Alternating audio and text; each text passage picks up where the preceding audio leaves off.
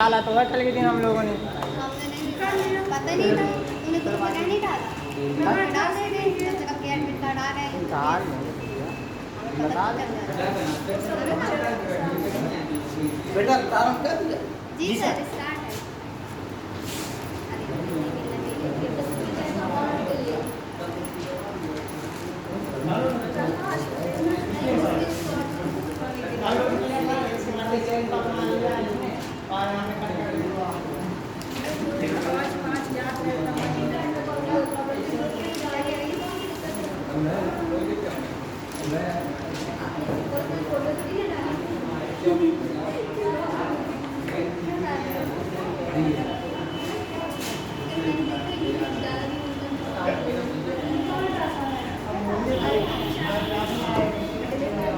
चलो बच्चों बातचीत बहुत हो गई। जी सर। 8:30 हो रहे हैं, फिर इसके बाद बातचीत कर लेना। ठीक है ना? अभी इस पर ध्यान दें। यूएनओ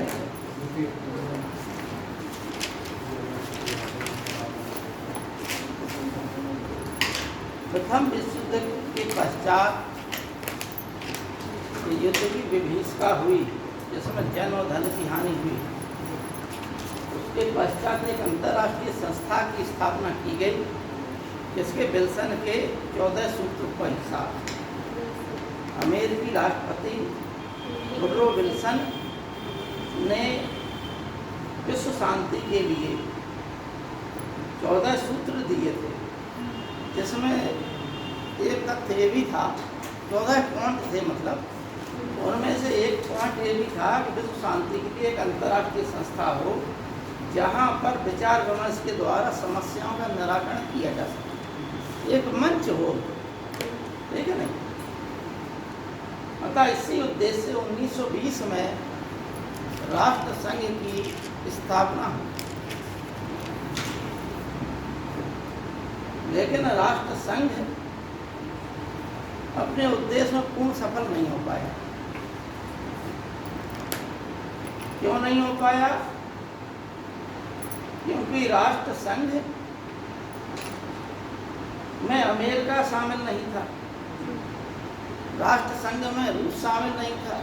ये दोनों ही देश संसार के सबसे ज़्यादा शक्तिशाली देश थे, ये दोनों ही उसके सदस्य नहीं थे। अतः जब भी कोई समस्या आई तो जो और पावरफुल कंट्री थे, जैसे फ्रांस है, इंग्लैंड है, इन्होंने उस समस्या को अपने अनुकूल और प्रतिकूल समझ के हल किया। यदि उनके अनुकूल है तो उन्होंने उस हिसाब से किया, और प्रतिकूल है तो दूसरे प्रकार से किया। उन्होंने उसे अंतर्राष्ट्रीय स्तर पर हल नहीं किया, उन्होंने अपने पक्ष और विपक्ष को ध्यान में रखते हुए किया। समझ में आई बात? इतनी ना आई हो तो उदाहरण दें। प्रेमचंद का एक कहानी पढ़े आप लोग? क्या पंच परमेश्वर पढ़ा है?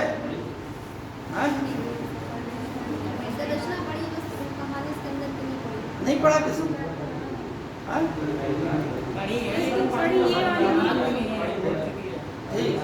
अच्छा, कोई भी जिसने पढ़ा हो उसका सार बता देगा, इतना ध्यान रहता ही है। उस कहानी का सार क्या है?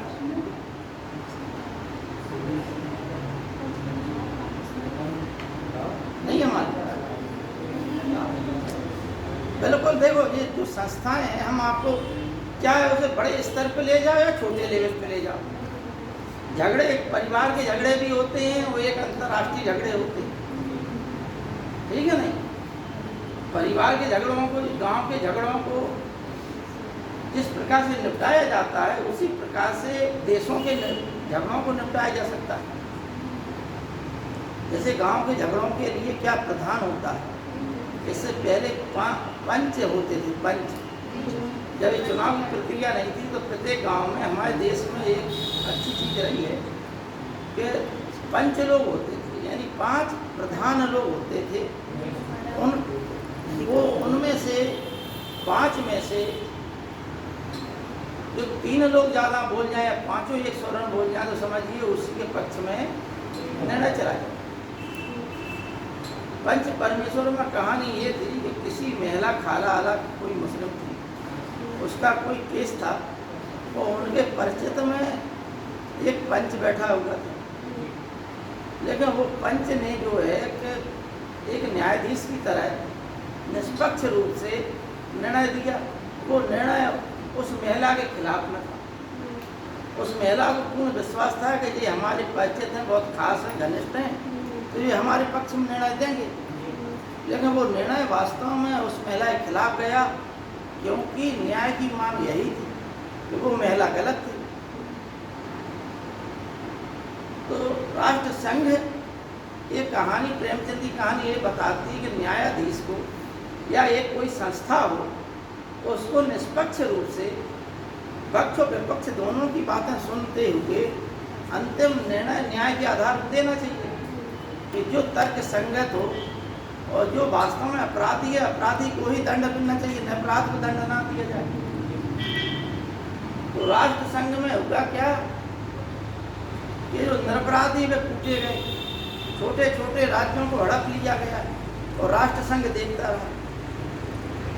मुसोलिनी ने इथोपिया को जीत लिया, राष्ट्र संघ देखते ही रहा। जापान ने म्यांमार को जीत लिया, देखता रहा। क्या बोलते,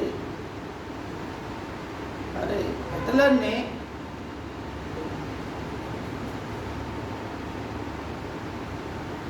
चेकोस्लोवाकिया को जीत लिया,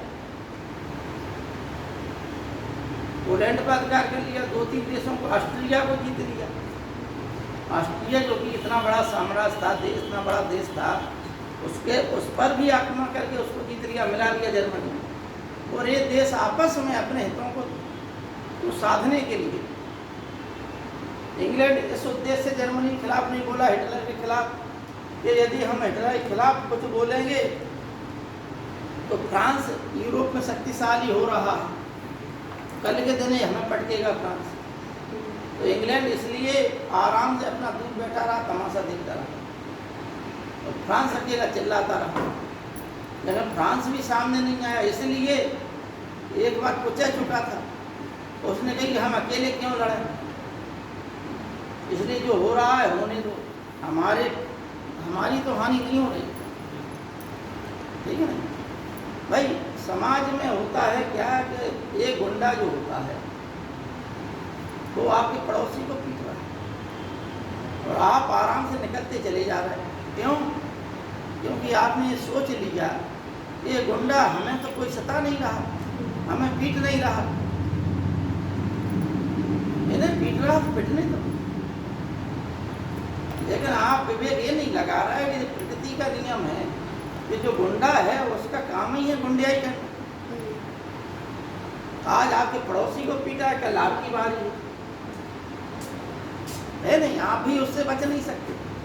पृथ्वीराज चौहान की जयचंद ने मदद नहीं की, क्योंकि ये दोनों मौसेरे भाई थे, है नहीं। अनंत सिंह तोमर की 2 लड़कियां थी, एक बड़ी लड़की का पुत्र था जयचंद और छोटी लड़की का पुत्र था पृथ्वीराज चौहान। पृथ्वीराज चौहान जो है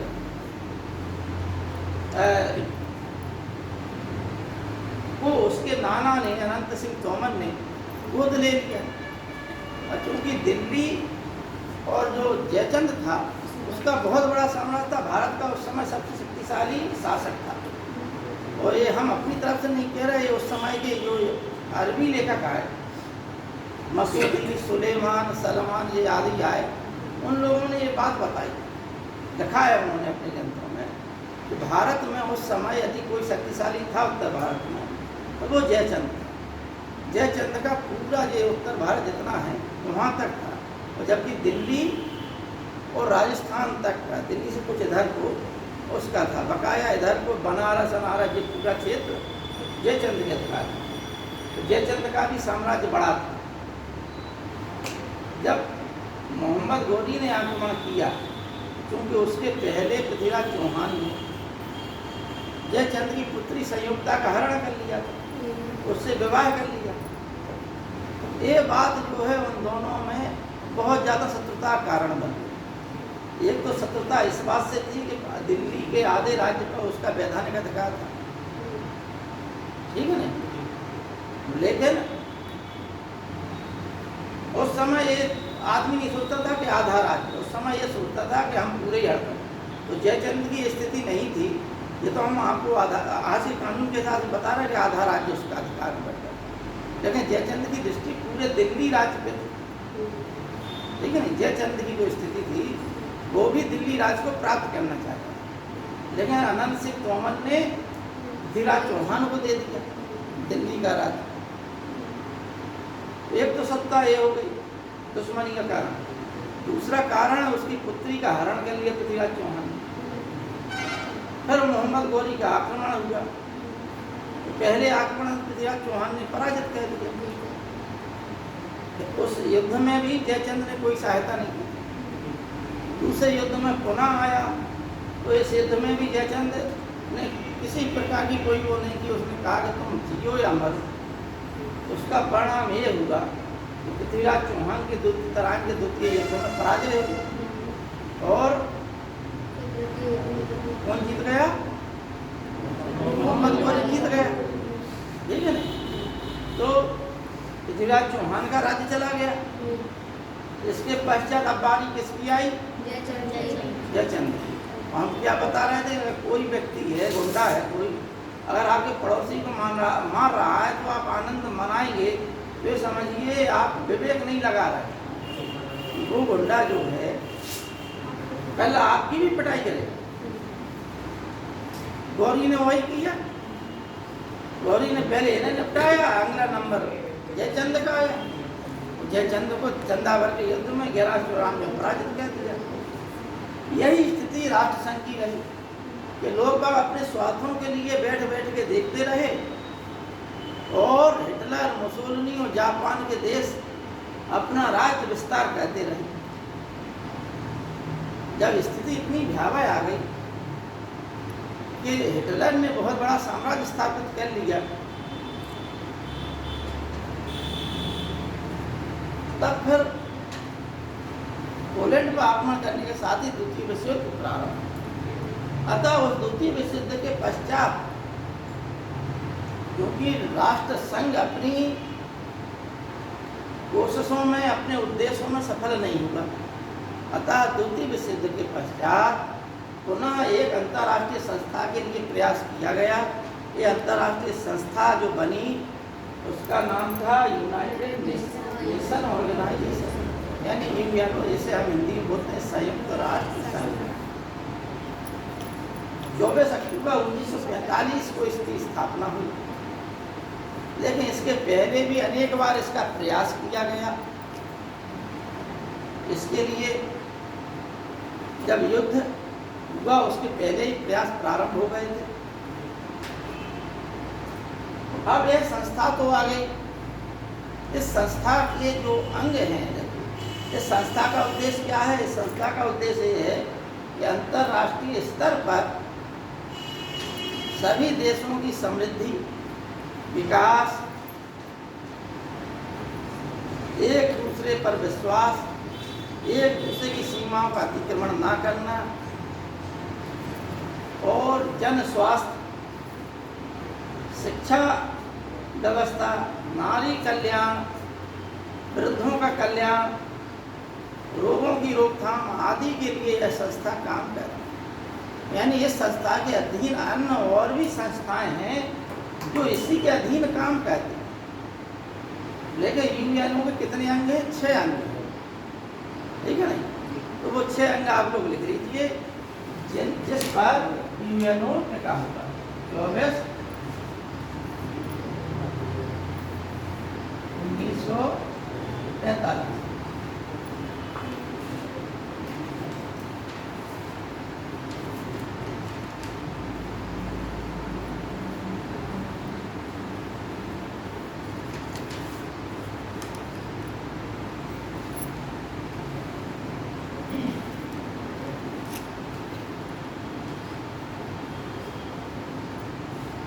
देखिए यूएनओ के अंग, पहला लिखिए महासभा,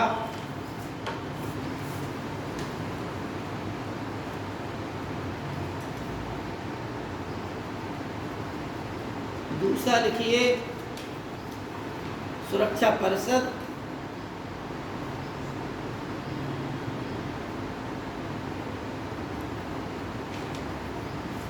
आर्थिक और सामाजिक परिषद,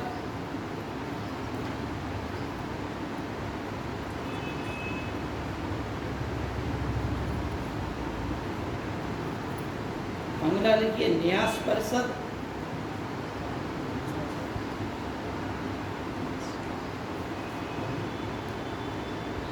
पांचवा लिखिए अंतर्राष्ट्रीय न्यायालय,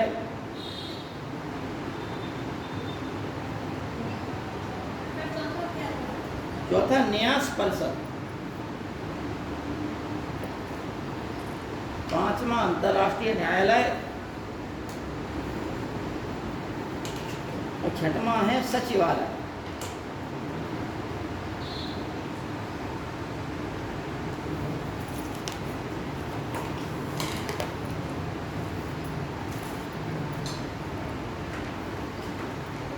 अब इसमें पहला हमने बताया क्या, महासभा, दूसरा क्या बताया,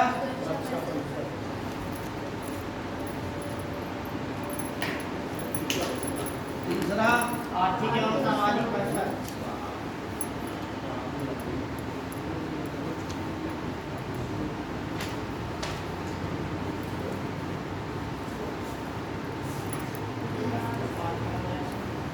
चौथा न्यास परिषद, पांचवा अंतर्राष्ट्रीय न्यायालय,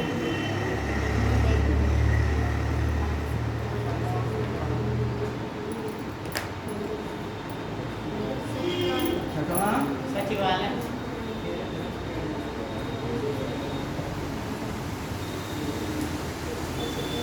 देखिए महासभा में एक अध्यक्ष और 7 उपाध्यक्ष होते हैं, ठीक है नहीं। जितने भी यूएनओ के सदस्य होते हैं वो इसके सदस्य होते हैं। तो प्रत्येक सदस्य 5, मतलब प्रत्येक देश अपने 5 सदस्यों को भेज सकता है, उससे अधिक भी भेज सकता है, मिनिमम 5, मैक्सिमम 10, 5 प्रतिनिधि और 5 स्थायी सदस्य। इसमें महासभा कार्य क्या है कि प्रत्येक वर्ष इसकी एक आम सभा होती है, और वो कब होती है, वो सितंबर माह के तीसरे गुरुवार को, सितंबर महीने के तीसरे बृहस्पतिवार को होती है क्या, महासभा की बैठक। इतनी बात समझ में आ गई। अच्छा, एक चीज बताना भूल गया कि यूएनओ का जो मुख्यालय है, संयुक्त राष्ट्र संघ का मुख्यालय कहाँ पर है, न्यूयॉर्क, ठीक है ना। जिन्हें ना हो मालूम वो लिख लें कि यूएनओ का हेडक्वार्टर कहाँ पर है,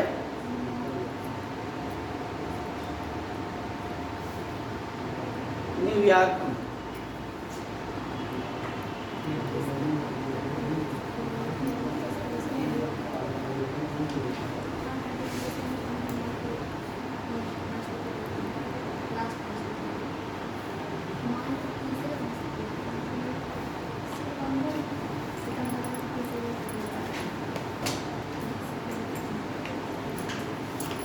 अब देखिए सुरक्षा परिषद,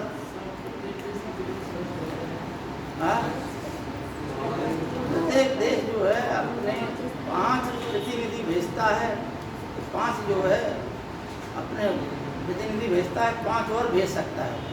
अगर 5 स्थायी होते हैं, 5 जो है एक्स्ट्रा भेजेगा तो वो अस्थायी होते हैं, ठीक है। अगला देखिए सुरक्षा परिषद,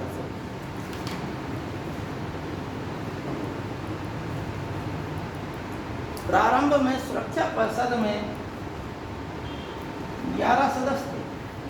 कितने थे? 11।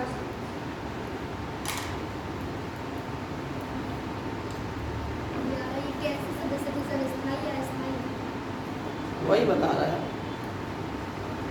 उसमें से 5 स्थायी और 6 अस्थायी। जगह वर्तमान में क्या हो गई, 6 की जगह क्या हो गई संख्या, 10 हो गई। 10, यानी 5 स्थायी और 10 अस्थायी।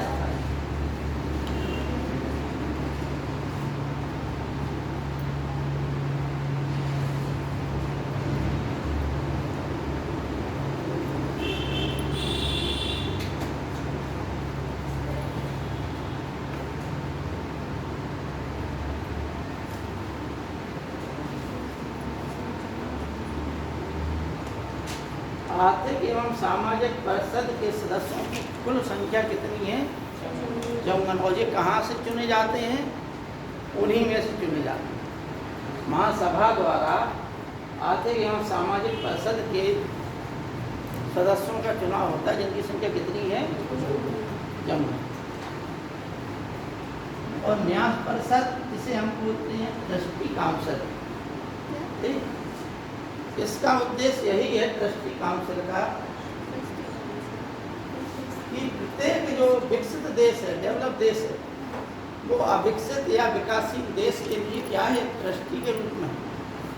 ट्रस्टी का मतलब दानदाता के रूप में है। वो अन्य गरीब देशों के विकास के लिए कार्य करे। ठीक है। महात्मा गांधी ने एक ट्रस्टी से सिद्धांत दिया था, यह ध्यान पढ़ा है।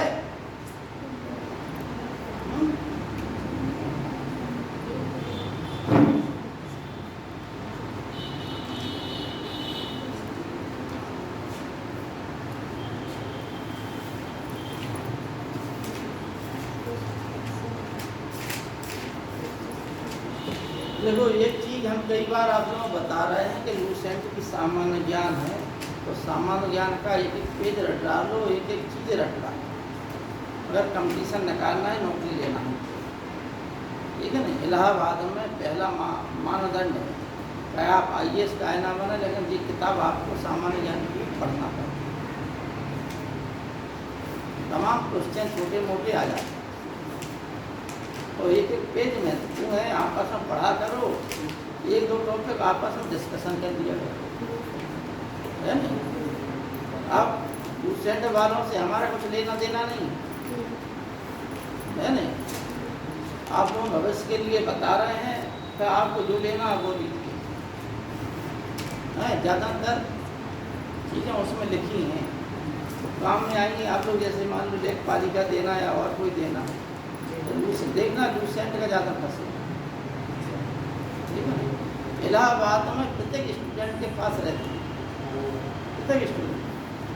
और फिर बकाया तो हर चीज़ है, जैसे घटना चक्र का इतिहास का विशेषण ले लो, भूगोल ले लो, अर्थशास्त्र ले लो, परीक्षा मंथन का ले लो, परीक्षा वाणी का ले लो। ये सब ऑथेंटिक किताब है।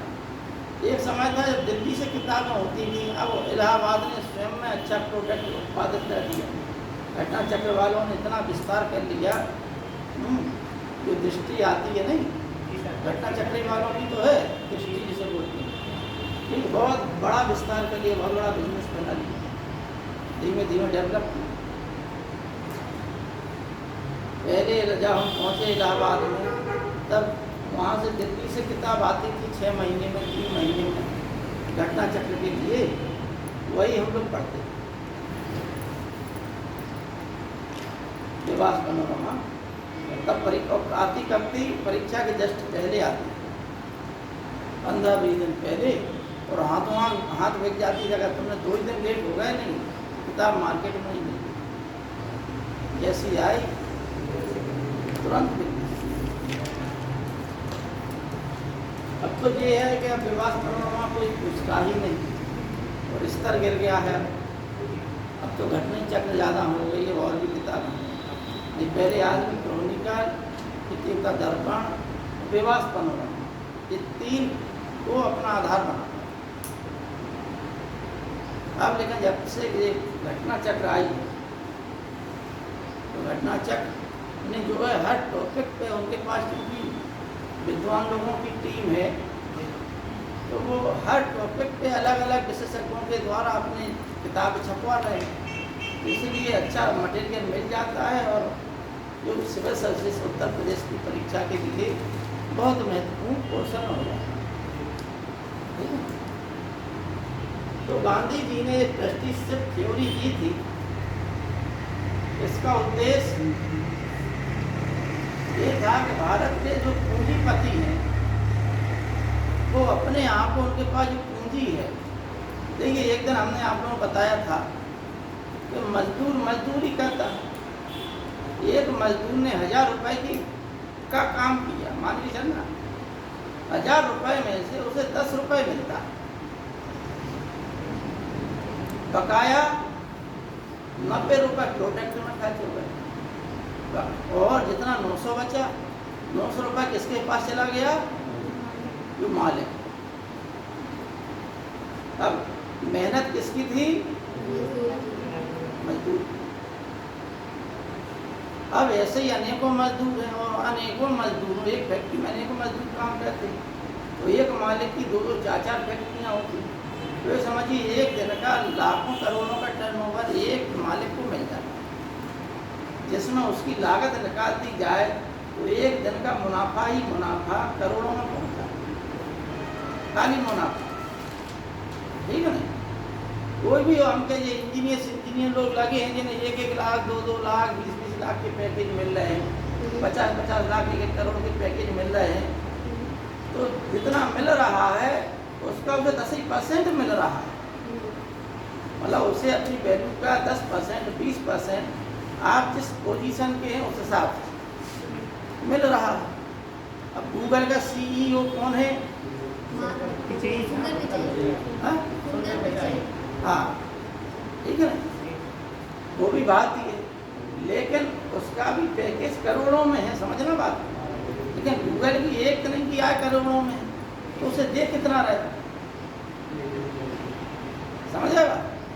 लेकिन वो व्यक्ति भी जो है करोड़ों जब उससे मिल रहा है एक दिन का, और करोड़ों आरों गूगल को मिल रहा है एक दिन का, तो मतलब यही हुआ कि उन्हें जो CEO मिले हैं उन्हें अपनी काबिलियत पे बनाया गया,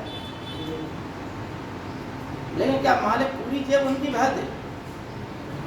अच्छा, जो पैसा है वो सब कहाँ जा रहा है? गूगल के मालिक के पास है। क्या नाम था उसका?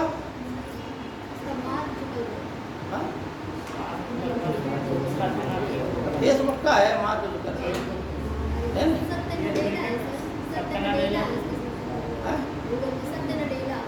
नहीं, गूगल अमेरिकन है, ठीक है।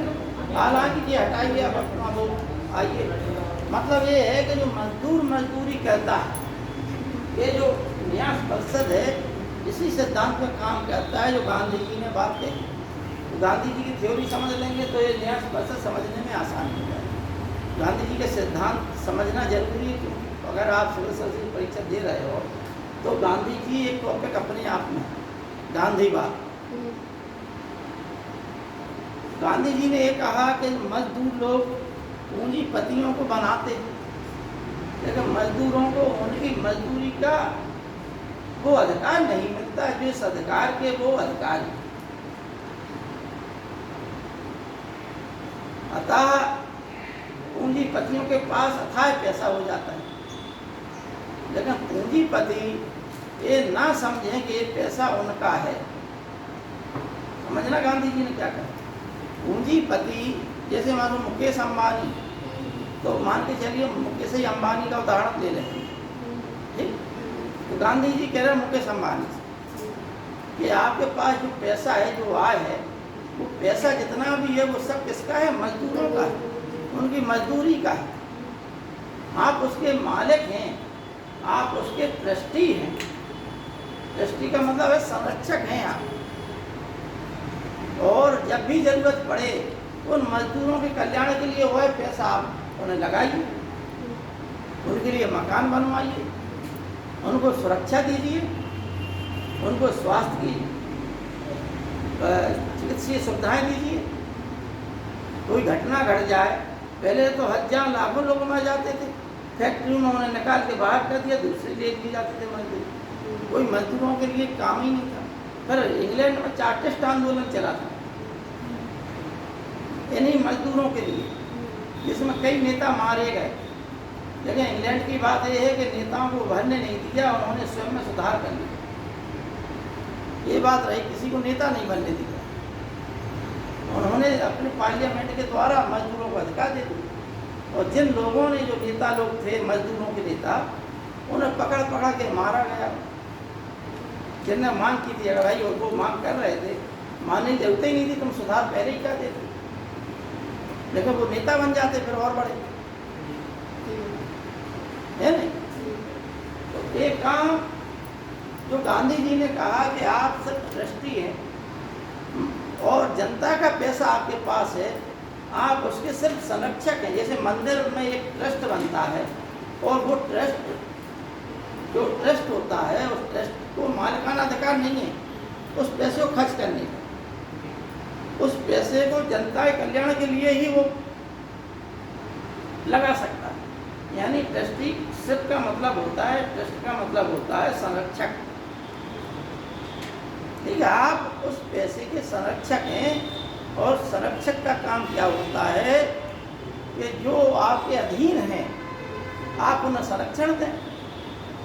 तो बड़े लोगों का काम है, यानी जो विकसित देश हैं उनका काम है कि गरीब देशों को, जो अल्प विकसित देश हैं, अफ्रीका महाद्वीप के, एशिया महाद्वीप के, जो बहुत गरीब हैं, जो अविकसित हैं, अभी भी उड़ीसा में चले जाइए, आज से कई साल 10-15 साल पहले बेचारे आम गुठली खाते थे, मर गए। जैसे आम गुठली जो हम लोग आम खाते हैं वो फेंक देते हैं, वो पानी में खिला के वही खा लेते थे गुठली के भीतर छील के। इतनी गरीबी है वो, ठीक है ना? तो भारत में भी ऐसे कई समस्या हैं, वो धीमे धीमे निराकरण हो रहा।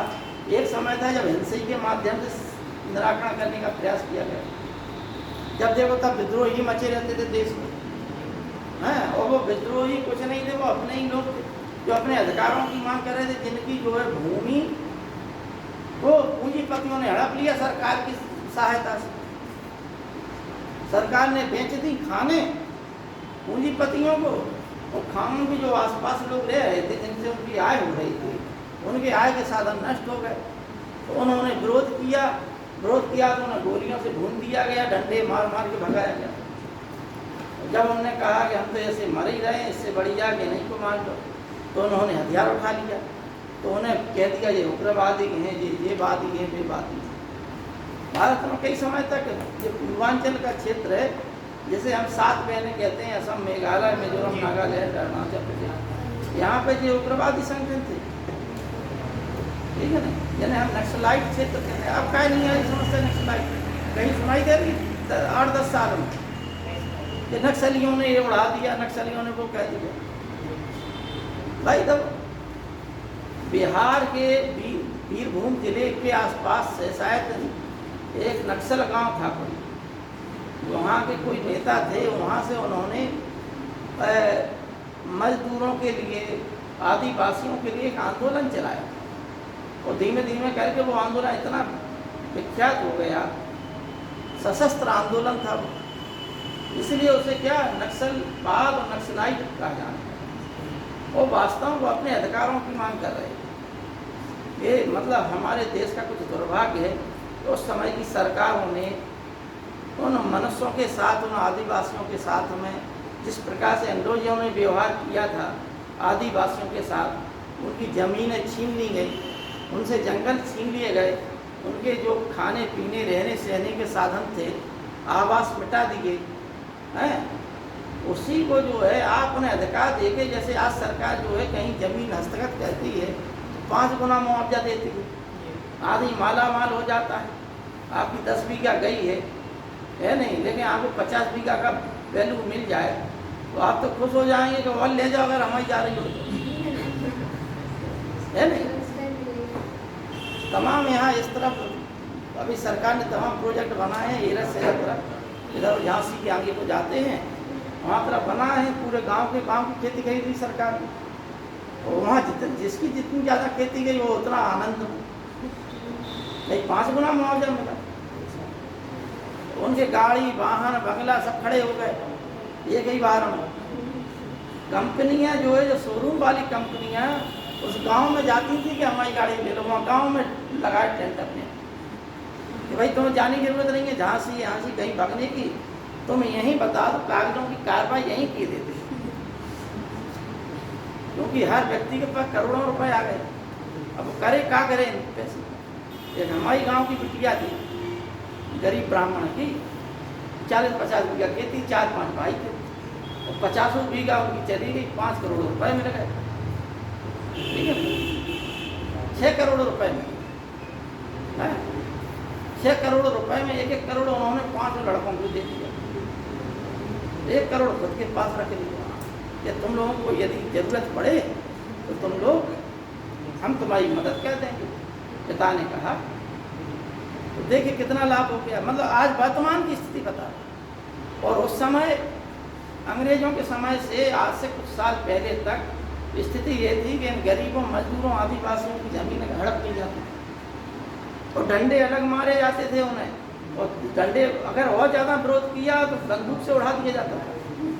इसलिए उन्होंने कहा कि जब हम मर ही रहे हैं तो फिर पुलिस वालों को मारने लगे। तो सरकार फिर क्या कहती थी, तुमने देखा हो कि जो सताया हुआ होता है, गरीब होता है, उसको समाज और सताती है नहीं। गांव में कोई वैसा हो, सीधा साधा सज्जन लड़का हो, तो उसका कोई का तौलिया डाले, तौलिया खींच ले जाए, कपड़े पहने, शर्ट पहने और शर्ट ही तान ले, तो एक तरफ चांटा मार दे, दूसरे बोधा देखने लगे। मतलब इतना सताया जाता है उसे, सब को कहते। ऐसे ही सरकारों ने इन लोगों के साथ किया, बेचारे आदिवासियों के साथ। उनकी भूमि ले ली, उनकी पूंजी ले ली, उनके रहने सहने के आवास ले ली, और उन्हें क्या बता दिया, उग्रवाद। देश की विडंबना रही है। उस समय हम जब जो है कंपटीशन में थे, हम हमेशा यही सोचते थे कि देखिए देश का दुर्भाग्य, भाई हमारे अपने देश के लोग हैं। ये आदिवासी का मतलब है कि ये बहुत समय से हम लोगों से भी पहले के रह रहे हैं, ठीक है नहीं। इनका बात जो है ये बाह्य जगत से नहीं जुड़े, इसलिए उनका विकास नहीं हो पाया। आधुनिक टेक्नोलॉजी, आधुनिकता से नहीं जुड़े। तो ट्रस्टीशिप का सिद्धांत यही है। इसी उद्देश्य से न्याय परिषद की स्थापना की गई थी। अंतर्राष्ट्रीय न्यायालय जो है नीदरलैंड की राजधानी हेग में है।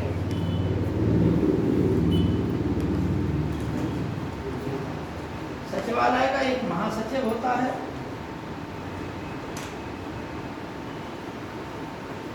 जो प्रशासनिक कार्य भी देखता है और राजनीतिक कार्य भी देखता है।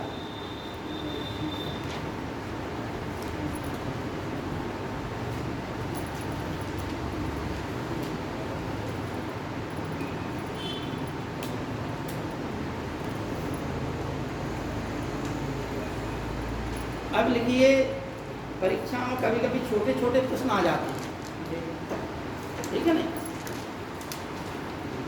जैसे ILO, अंतर्राष्ट्रीय श्रम संगठन, WHO, वो संगठन आ जाते हैं। तो उन संगठन के मुख्यालय, उनकी स्थापना का सन, उसका फुल फॉर्म आप लोग कुछ महत्वपूर्ण घटारा बकाया आप लोग कई एग्जाम में आते हैं, आर्मी में भी आते हैं। हाँ, ये सब परीक्षाओं में।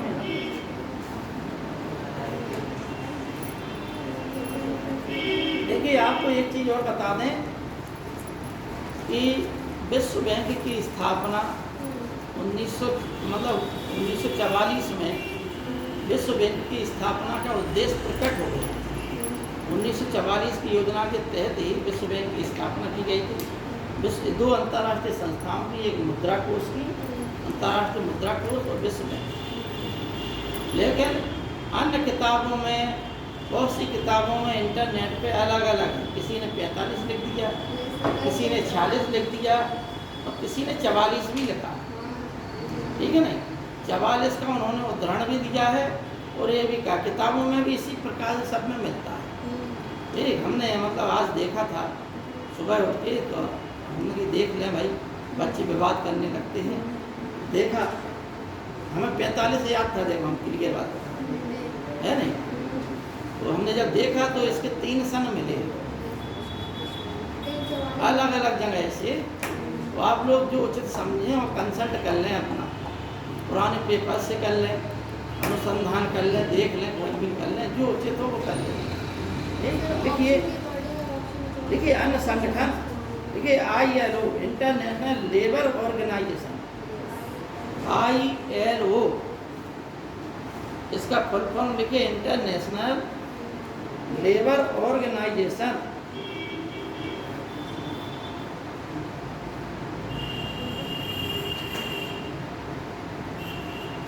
इसे हिंदी में बोलते हैं अंतर्राष्ट्रीय श्रम संगठन। क्या बोलते हैं? अंतर्राष्ट्रीय श्रम संगठन।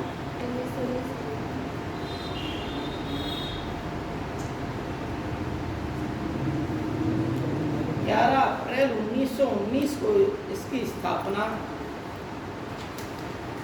की गई। 11 अप्रैल 1919 को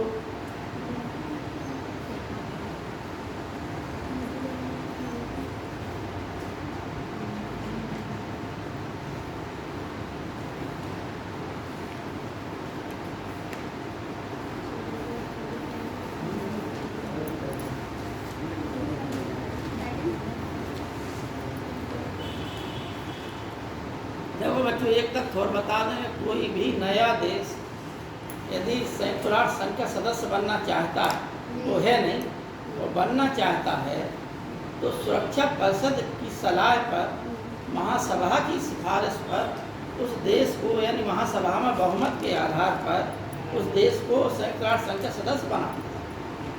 लेकिन संयुक्त राष्ट्र संघ की सदस्यता जब चाहे वह स्वेच्छा से कभी भी छोड़ सकता है, इसके लिए वह बाध्यकारी नहीं। ठीक, ये दूसरी चीज़ एक बताना और भूल गए, ये सुरक्षा परिषद 5 स्थायी सदस्य हैं और 10 अस्थायी सदस्य हैं। लेकिन 5 स्थायी सदस्य जो हैं उनके नाम सबको मालूम ही है, एक दो बार चर्चा कर चुके हैं। लेकिन इनको एक ताकत मिली हुई जिसे हम बोलते हैं विशेषाधिकार अधिकार, जिसे इंग्लिश में बोलते हैं वीटो पावर। यह अधिकार इसलिए दिया गया कि यदि कोई अंतर्राष्ट्रीय मुद्दा है जिससे अन्य देश जो है सहमत है, यानी 5 सदस्यों में से यदि 4 लोग सहमत हैं लेकिन एक को ये लगता है कि नहीं ये जो है गलत कर रहे हैं लोग, तो वह उसके खिलाफ वीटो पावर का इस्तेमाल कर सकता है। अतः अगर वीटो पावर का इस्तेमाल कर दिया तो वह मुद्दा फिर पारित नहीं माना जाएगा, वह वहीं रुक जाएगा, ठंडे बस्ते में गिर जाएगा, यानी उसमें फिर कोई निर्णय नहीं लिया गया, ना कार्रवाई होगी उस पर। वीटो पावर का मतलब यही है। जैसे शुरुआत में भारत और पाकिस्तान का विवाद उभरा तो वीटो पावर सबसे ज़्यादा भारत के खिलाफ अमेरिका और इंग्लैंड ने ली, ठीक है नहीं, और रूस ने हमेशा बचत की, भारत की हमेशा बचत की रूस ने। तो यही है कि इनके आपस में ऐसे मुद्दे उलझे हुए हैं, क्योंकि भारत का एक तो नज़दीक है रूस भारत, दूसरी बात कि भारत का जो सैन्य समझौता है अभी से नहीं बहुत समय से, तो रसिया के साथ ज़्यादा, रशियन वेपन्स भारत में ज़्यादा, भारतीय सेना में जो भी है ज़्यादा टेक्नोलॉजी। हालांकि भारत सरकार हर देश के साथ कुछ ना कुछ कहती समझौता, जैसे राफेल लड़ाकू विमान है वो फ्रांस से खरीद रही है भारत सरकार, तो वो अपनी अपनी टेक्निक है। लेकिन फ्रांस ने ये भी कहा है कि हम भारत ही को देंगे और किसी देश को नहीं देंगे, ये भी है, ठीक है नहीं। ये आप लोग चीज़ें पढ़ा करें, समझा करें कि बात एक जो है कि अभी किताबों चल रहा है मंकी पॉक्स है नहीं, अब ये और ये महामारी ना हो जाए, किसी को मालूम है क्या है।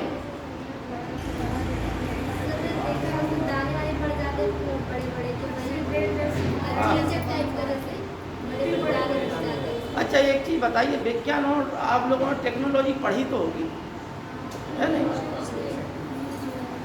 विज्ञान में अनेकों तथ्य हैं, जैसे जो रोग है, मलेरिया है, कैसे क्या फैलता है, उसका जीवन चक्र है नहीं, और फिर जितने रोग हैं वो। अच्छा आप लोग ये बताइए, जो डेंगू ज्वर है उसका वाहक कौन है?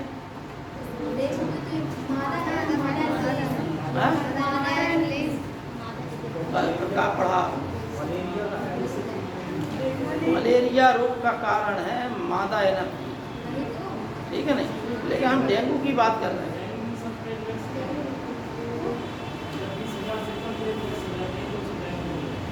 हाँ जब शरीर में 20,000 से कम प्लेटलेट्स हो जाती हैं तो उसे डेंगू होता है। इसने बता दिया ये उल्टा सीधा। अरे बाप रे। भैया डेंगू जो है एडीज एजिप्टी नामक मच्छर होता है, ऐसे कुछ नाम है उसका, उससे फैलता है। और विशेषता समझिए उस मच्छर की, ठीक है नहीं। वो मच्छर कहाँ रहता है? वो मच्छर आपके कूलर में रहता है, गमलों में रहता है, स्थिर पानी में रहता है। काटता कब है? वो मच्छर सिर्फ सुबह के समय काटता है। वो है तीसरी विशेषता, वो है मच्छर ज़्यादा ऊंचाई पर नहीं उड़ता, सिर्फ नीचे ही नीचे उड़ता रहता है और सुबह के समय काटता है वो मच्छर। ये है डेंगू मच्छर की विशेषता। और डेंगू मच्छर जब काटता है तो इस मच्छर के काटने से जो प्लेटें हैं वो मनुष्य की गिरने लगती है। लाखों की संख्या में है, करीब 3-4 लाख के आसपास होती हैं। तो घटते घटते कुछ ही हज़ार रह जाती हैं। तो अगर ज़्यादा और कम रह जाए तो व्यक्ति मर जाता है। समय रहते इलाज हो जाए तो उसमें जो है कि अन्न खून चढ़ा दिया जाता है, प्लेटें चढ़ा दी जाती हैं, इलाज हो जाता है। दूसरी विधि एक ये है कि कुछ खाने की चीज़ें दी जाती हैं जिनसे प्लेटें बढ़ जाएं। क्या क्या? पपीता का पत्ते का रस, बकरी का दूध, एक कोई कीवी नाम फल आता है, वो खाया जाता है। और भी 2-3 चीज़ें हैं जिनके खाने से प्लेटें बढ़ जाती हैं।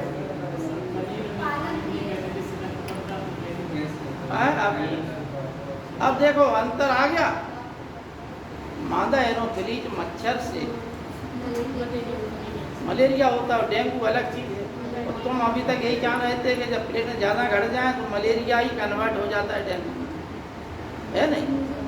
इसमें अज्ञान में रह रहे थे, इसलिए कह रहे हैं कि विज्ञान भी आप लोगों ने अच्छे से नहीं पढ़ी। ठीक है, हम BA सीखे हैं, सब पढ़ा है, ग्वालियर से सीखे हैं, ठीक है। तो ये 5 जो स्थायी सदस्य वीटो पावर के नए अधिकार अंग्रेज लिखी है। इसका मुख्यालय ILO का मुख्यालय जिनेवा स्विट्जरलैंड में है।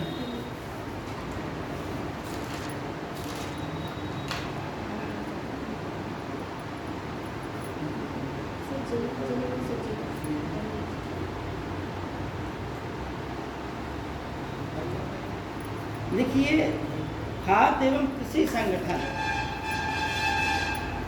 FAO food and agriculture organisation, FAO food and agriculture organisation, FAO इसे बोलते हैं खाद्य एवं कृषि संगठन। इसका मुख्यालय रोम में है और 1943 में इसकी स्थापना हुई।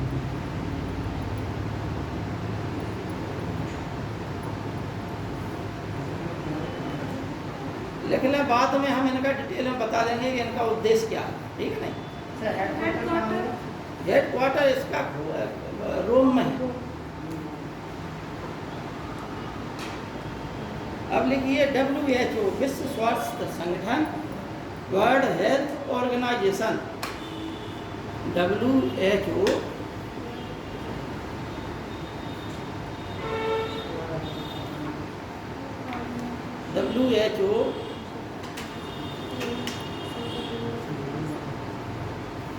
वर्ल्ड हेल्थ ऑर्गेनाइजेशन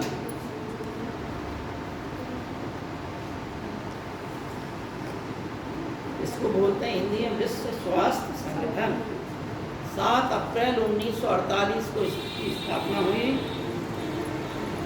7 अप्रैल 1948 को इसकी स्थापना हुई और इसका मुख्यालय जिनेवा में।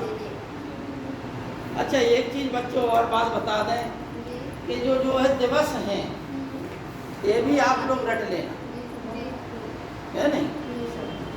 ये 7 अप्रैल है विश्व स्वास्थ्य दिवस, ठीक? इसी प्रकार से और से बहुत सारे दिवस हैं जो अंतर्राष्ट्रीय स्तर पे और भारतीय स्तर पे भी मनाए जाते हैं, है नहीं? जैसे हिंदी दिवस है, कब मनाया जाता है? हाँ, ठीक है ना? ये चीज़ें आप लोगों को भारत के स्तर पे कहीं लिखा होगा एक जगह, है तो आप लोग लिख लेना, और ना हो तो फिर हम पुरानी चीज़ें देखेंगे, उसमें कहीं लिखा होगा। करंट अफेयर्स की कोई भी पत्रिका ले लो, उनमें आते रहते हैं।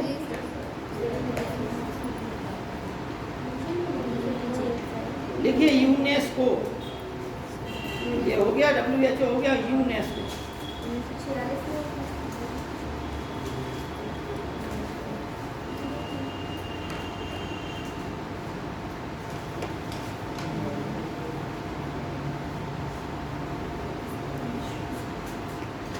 ऐसे बिंदी बनाते चले जाओ,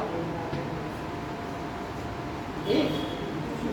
तो इसका परफॉर्म यू से यूनाइटेड, एन से नेशंस, ई से एजुकेशनल, एस से साइंटिफिक, फिर एंड लगा दो cultural organisation. United nations educational scientific and cultural organisation.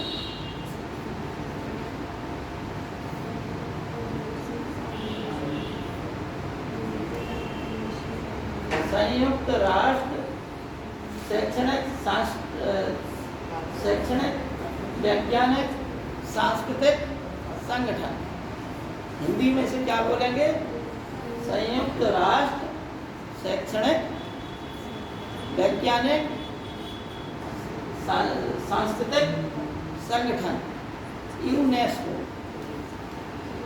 UNESCO का मुख्यालय पेरिस में है। 4 नवंबर 1946 को इसकी स्थापना हुई थी।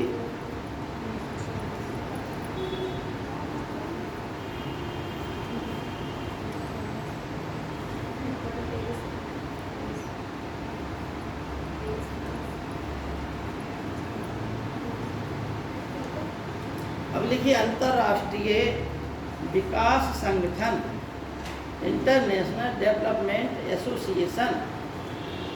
यहाँ एसोसिएशन है, संगठन की, ऑर्गेनाइजेशन नहीं है।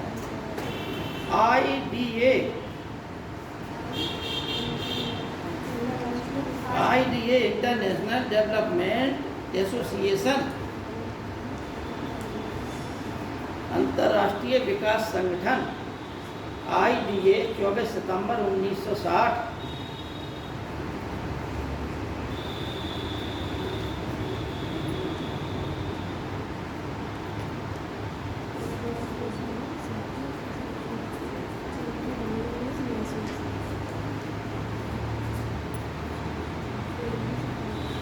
इसका मुख्यालय है वाशिंगटन DC।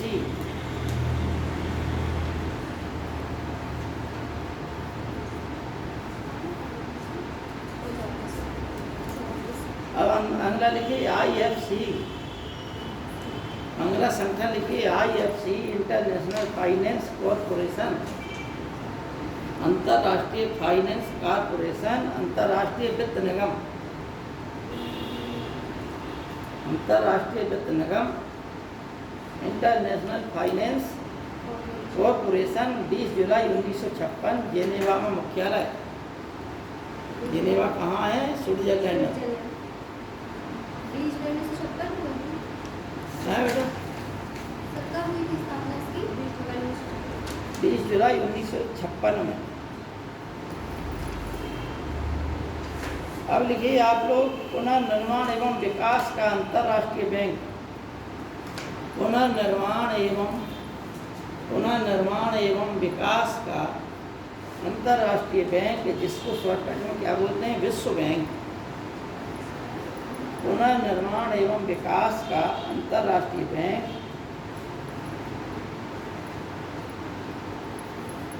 इसे बोलते हैं विश्व बैंक। इसकी इंग्लिश है international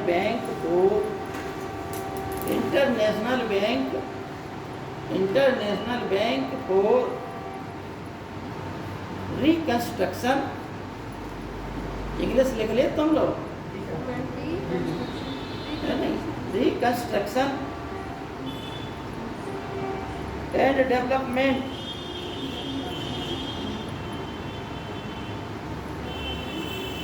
international bank for reconstruction and development या वर्ल्ड बैंक, इसे हम विश्व बैंक कहते हैं, या वर्ल्ड बैंक।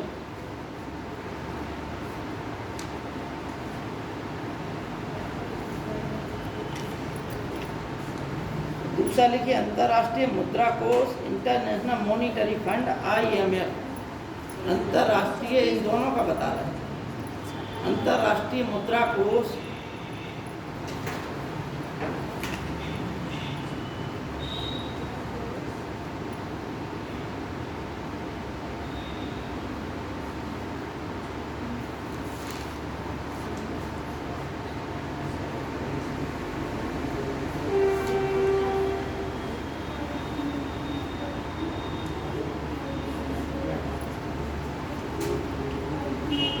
देखिए 1944 में ब्रिटेन वुड्स सम्मेलन हुआ था और इसी सम्मेलन से दो संस्थाओं का उद्भव हुआ। एक को हम क्या बोलते हैं, वर्ल्ड बैंक, और दूसरे को IMF बोलते हैं, अंतर्राष्ट्रीय monetary fund, international monetary fund. इसे क्या बोलते हैं, वर्ल्ड बैंक।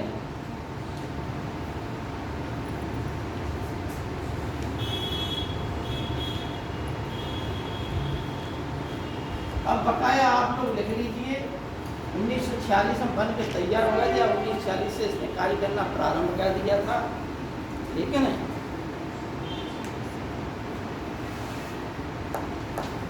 इसके लिए कहीं कहीं दिसंबर 1945 भी आया IMF के लिए, तो आप लोग कंसल्ट कर लीजिए जो भी उचित हो। कहीं कहीं दिसंबर 1945 भी आया है IMF के लिए। ये बड़ा कंफ्यूजन है हमको भी, तो आप लोग अपने स्तर पर समझ लेना।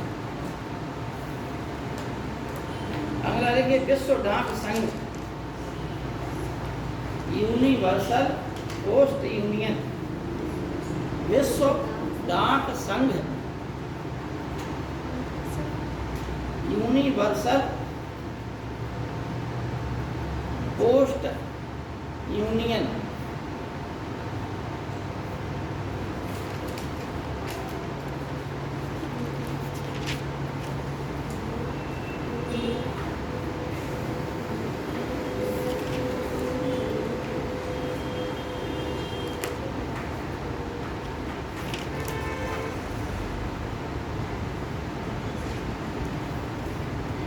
इसके लिए भी एक दो सन आते हैं, एक 1865, एक 1874, ठीक है ना। क्योंकि संसार का पहला डाक टिकट 1840 में आया था, ठीक है ना। तो इसकी स्थापना के लिए किताबों में 2 सन मिल रहे हैं, जो भी आप कुछ समझें तो कंसल्ट कर लें, मिला लेना किताबों से, जहाँ बहुमत हो जिस किताब में, जिस सन के लिए वही सन मान्य होगा। इंटर उस पर भी, मोबाइल पर भी हमने देखा, किताबों में भी देखा, तो अलग अलग चीज़ आ रही, तो हमने दोनों दिखा देते हैं आप लोगों को। हाँ हाँ, 1865 और 1874 जो है, इसका जो है बर्न में मुख्यालय है, बर्न स्विट्जरलैंड।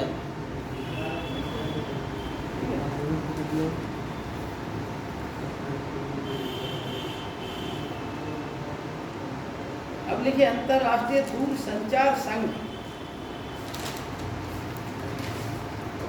अंतर्राष्ट्रीय दूरसंचार संघ।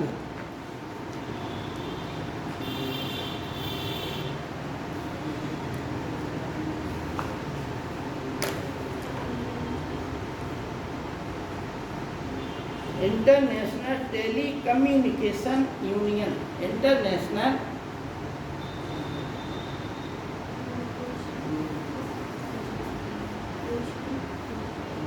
TELE Communication union.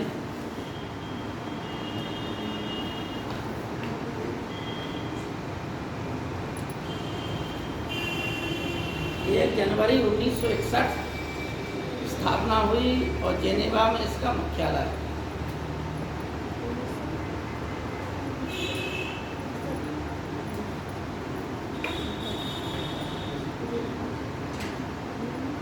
अब लिखिए अगला अंतर्राष्ट्रीय नागरिक उड्डयन। अंतर्राष्ट्रीय नागरिक उड्डयन संगठन, अंतर्राष्ट्रीय नागरिक उड्डयन संगठन, international civil aviation, international civil aviation organisation 1944 है इसका। 1944 में स्थापना हुई थी इसकी।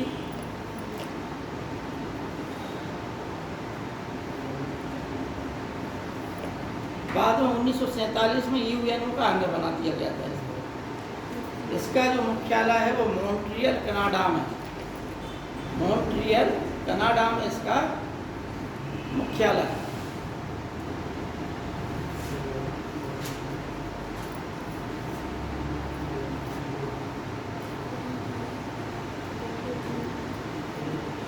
अगला लिखिए अंतर्राष्ट्रीय शरणार्थी संघ।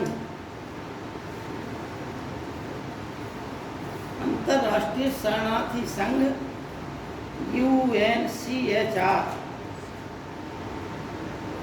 UNCHR शॉर्टकट में बोलते हैं इसे। UNCHR 1 जनवरी 1951 को इसकी स्थापना हुई थी। अंतर्राष्ट्रीय शरणार्थी संघ की स्थापना 1 जनवरी 1951 को हुई थी। इसका फुल फॉर्म है United Nations high commissioner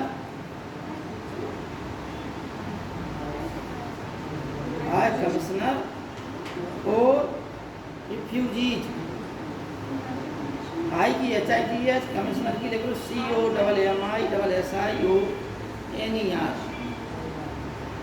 commission से कमिश्नर बन गया।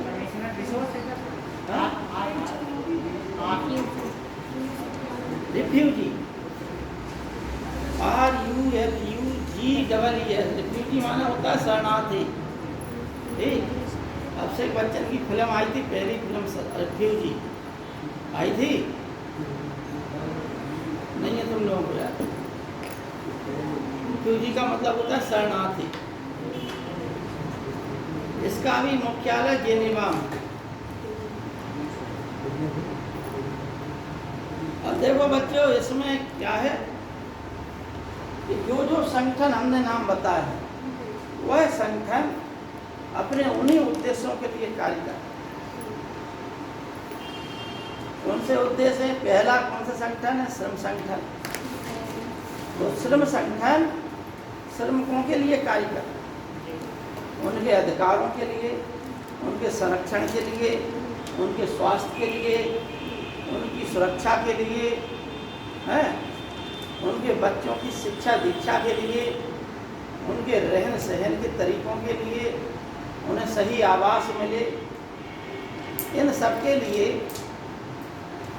अंतर्राष्ट्रीय लेबर ऑर्गेनाइजेशन बनाया। भारत में भी इसी संबंध में 1872 में पहला कारखाना अधिनियम आया था।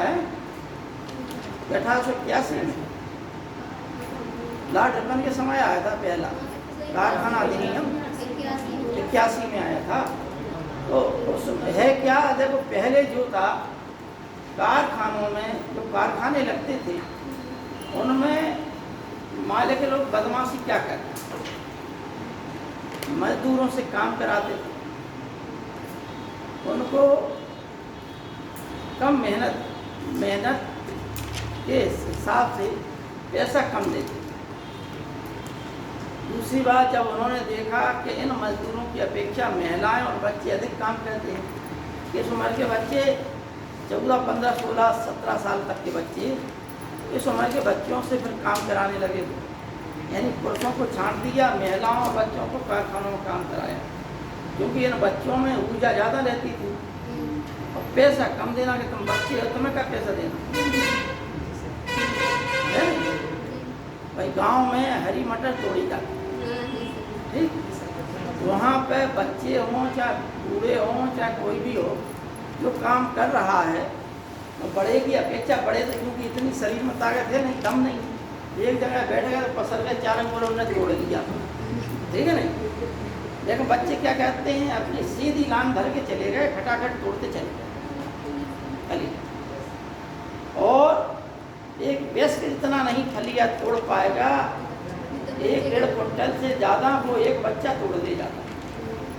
अब भाई वहाँ तो ये नियम पे पुराने तोड़ ले गए कि तुम बच्चे हो, तुम्हें क्या दें, ठीक, थोड़ा बहुत पकड़ा दिया, तुम बच्चे हो, काम वो ज़्यादा कर रहा है, ये समझ रहे हो, मालिक ये समझ रहा है कि बच्चे हैं लेकिन इनमें ऊर्जा है, इसलिए तो बच्चों को लगाया गया, यही समझ रहा है मालिक, इसलिए बड़े लोगों को हटा दिया, क्योंकि बड़े लड़ेंगे, उन्हें विवेक है, बड़ों में विवेक जागृत हो जाता है, तर्क करने की क्षमता आ जाती है। बच्चों में इतना विवेक नहीं होता, तो वो लड़ नहीं सकते अपने अधिकारों के लिए, लेकिन उनमें ऊर्जा ज़्यादा होती है, तो उनकी ऊर्जा का किस प्रकार उपयोग किया जाए और पैसा कम दिया जाए। स्त्रियों की भी यही हालत, काम करा लिया स्त्रियों से और वही उनसे कही कि जो पैसा दिया सो उन्होंने ले लिया अपने चलते में। ज़्यादा पुरुष से लड़ नहीं सकती महिला, उस समय अधिकार ही नहीं थे, है नहीं। ये अधिकार महिलाओं कब मिले, देखिए हर युग में अलग अलग कहानी रही है, भारत में भी अन्य देशों में। जब सभ्यता विकसित होती तो महिलाओं को अधिकार मिलता है, और जब सभ्यता नई उत्पन्न होती है तो वहाँ महिलाओं का शोषण ज़्यादा हो। वही सभ्यता जब विकसित हो जाए, यानी जो सभ्यता व्यापार वाणिज्य के क्षेत्र में प्रबल है, जो सभ्यता कृषि प्रधान है,